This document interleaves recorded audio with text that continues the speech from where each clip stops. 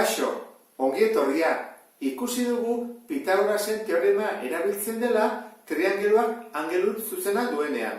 Baina ze gertatzen da ez duenean? Bi triangelu hauetan ez dago angelu zuzenik. Egingo duguna izango da bere formula erabili eta ikusi ze gertatzen den. Lehenengo triangeluan zein da luzeena? 9, ezta? 6 eta 5 motzagoak dira. Orduan, hori izango litzateke guretzako hipotenusa bezala. Orduan, jarriko duguna izango da.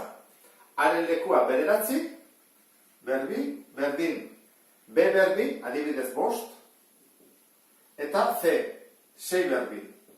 Pentsatu zabet, kateton lekuan daudela. 9 berbi, 81. 5 berbi, 25, 6 berbi, 26. Zenbat da 25 eta 26? Bat, 71. Berdinak aldira, ez da betetzen. Eta zen da handiena, bietan, hipotenusa lokua egiten duna, ez da? A.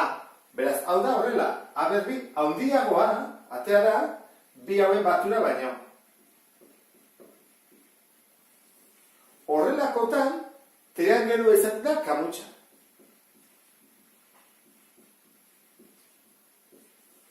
Zer esan nahi du? Angelu bat dela 90 gradu, baina handiagokoa. Ikusten ez du bezala, 90 gradu, baina handiagokoa da. Beste honetan, hartuko dugu denetan handiena.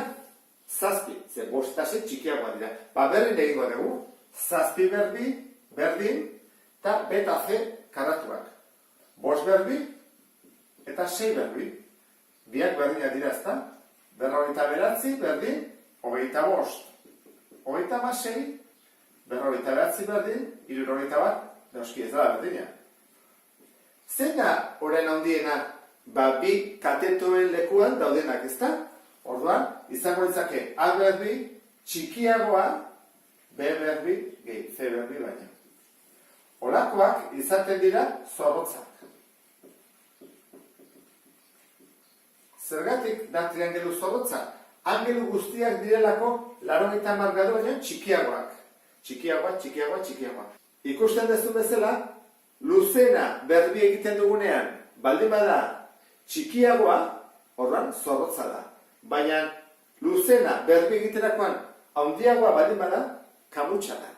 Triangeluak 90 gradu ez duenean, erabili daiteke formula hau bakarrik konprobatzeko kamutsaren edo zorrotzaren. Bestetako ez du balio. Honekin bukatzen dut, beste bat arte, agur.